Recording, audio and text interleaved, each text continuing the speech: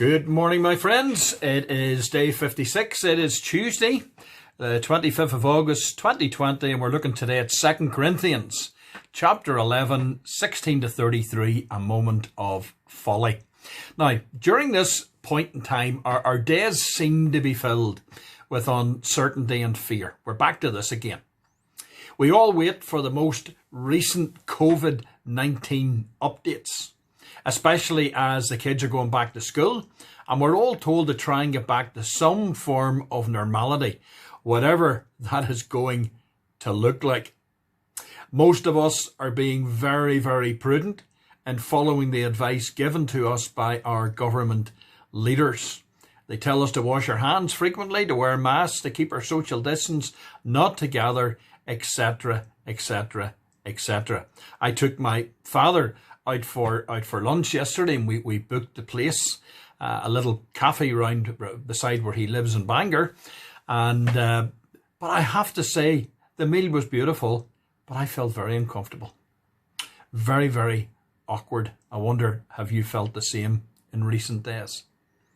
You see, I know that God wants me to be prudent in how I react out in public, to keep myself safe, to keep the law, to wear a mask in a shop, and not to be blasé when it comes to church and assume that because we're all believers, that we have known these people all of our life, that we will be automatically safe. But ultimately, we have to remember that it is God who keeps us safe. We can trust his sovereignty, can't we, friends? Psalm 4:8 says, I will both lie down in peace and sleep. For you alone, O Lord, make me dwell in safety. Now, there's a command there to lie down, and a promise also, and a reward. And whether you sit under Mark Drakeford, the First Minister of Wales, I know this little message goes all over the place, goes all over the world, or Nicola Sturgeon in Scotland with some Scottish folk, or Arlene Foster in Northern Ireland, or Boris Johnson in England, or Michael Martin in the Republic. We've got folks in the Republic as well. What characteristics do we look for in a leader? Maybe someone with a forceful and charismatic personality. Possibly. Or someone with a distinguished education who can impress us with their intelligence. Of course, we're looking here at the leadership of this church in Corinth and the leadership of Paul and how he seemed to be a misfit with this church. Maybe we're looking for someone who seems to get along well in the world stage, well respected, successful, overflowing with self-confidence. A leader, we think a leader should be an excellent speaker. Well, I think he should be. Should be good. Skilled at appeasing every opposition party argument, tearing them apart in the Houses of Parliament. Do we think that a leader should look the part, being tall, attractive, well-dressed, well-groomed? Well, that's me out of the running. Instead, the world has Donald Trump, Boris Johnson, etc., etc., etc. But folks, we need to remember that flawed or not, we are to pray for our leaders and respect them as God placed. And it's exactly the same in the church. The minister, for example, is not only appointed, but is the anointed person within a congregation, as are the elders. And we need to respect our leaders in the church, that God has put them there for all of our benefits. Internet criticism of leaders really should not be on the agenda for us as Christians. Equally, what do you look for in a church leader? What do you look for? Do you want the same qualities? In recent months, I was urged to recommend a man to the ministry because, quote, unquote, he has a presence about him that's impressive whenever he is up front. Well, needless to say, I completely ignored that, and rightly so. The Corinthian church was one such church. This is the church in Corinth here that Paul is writing to. You know, it was the church in the town where all the professional people go to, the nice people. Whereas there's another church down the road for those who just don't quite fit the criteria. By the way, there's usually one of these in every town and every city.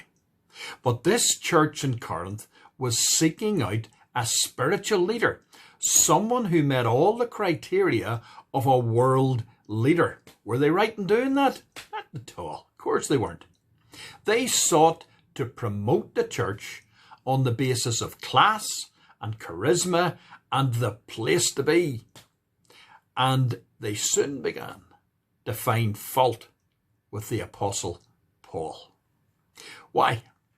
Well, letters from church leaders at the time of Paul described him as a man of middling size, and his hair was scanty, his legs were a little crooked, his knees were far apart, he had large eyes, and his eyebrows met, dear me, imagine that, and his nose was somewhat long. You know, if I look in the mirror, no, we're not going to go there.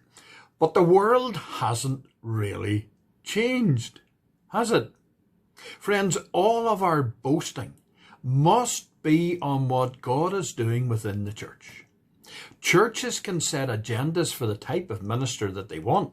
A well-known name, a younger person, a woman, someone with loads of degrees and more letters after their name than you can shake a stick at, someone with a family to kickstart the Sunday school, someone with a wife so that they get two for the price of one, and so on and so on.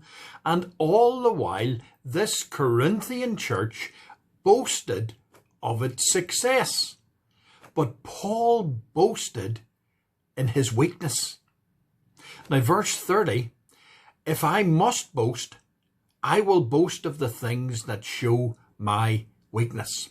Now, friends, in the world, people expect us to look the part, especially women. I've told you before of the office I used to visit in Dublin when I worked in the printing industry. When you came into the company, this most beautiful girl would meet you, dressed to the nines with perfect makeup and a smile to match. She was actually a very, very nice girl, personality-wise. But what was her title? Director of First Impressions. How very sad and unimpressive was that? My friends, we are a church that loves Jesus Christ and wants others to do the same. We are a church of walking wounded, with more baggage than we ever want anyone to know about. But we are a church of believers receiving help, filled with hope and delight that God has accepted us just the way we are. And if we're going to boast, let's boast about that.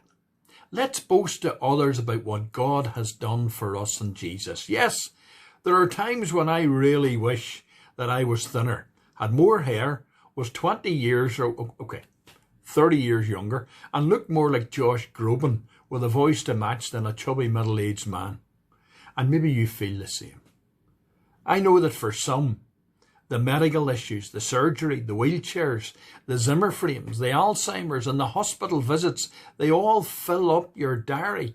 But I am humbled when I speak to folk who have simply and totally placed everything in God's hands. Why?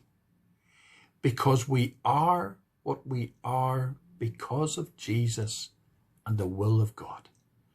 And if he is so delighted in us and loved us to the point of death, then why should we want to be anything but content with that? Contentment in adversity is their boast. Paul said, godliness with contentment is great gain. I'll get Josh Groban's voice in heaven. That's high up my list. That's after I meet Peter, of course. One day. But in the meantime, will you join with me in boasting about the one who makes us one in him? That's Jesus.